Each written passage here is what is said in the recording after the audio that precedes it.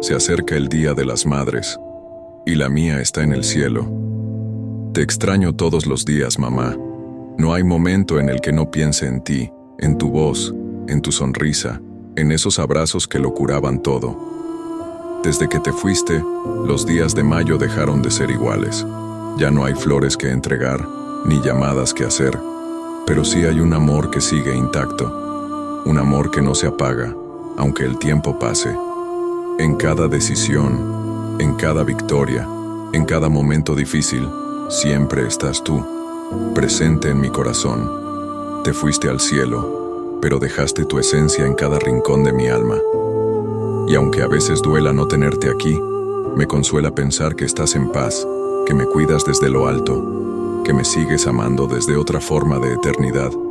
Este mensaje es para ti, mamá, para decirte que no te olvido, que te llevo conmigo, que me haces falta, pero también que te agradezco infinitamente por todo. Gracias por ser mi madre, mi fuerza, mi refugio. Feliz Día de las Madres hasta el cielo. Te amo con todo mi corazón y siempre, siempre vas a vivir en mí.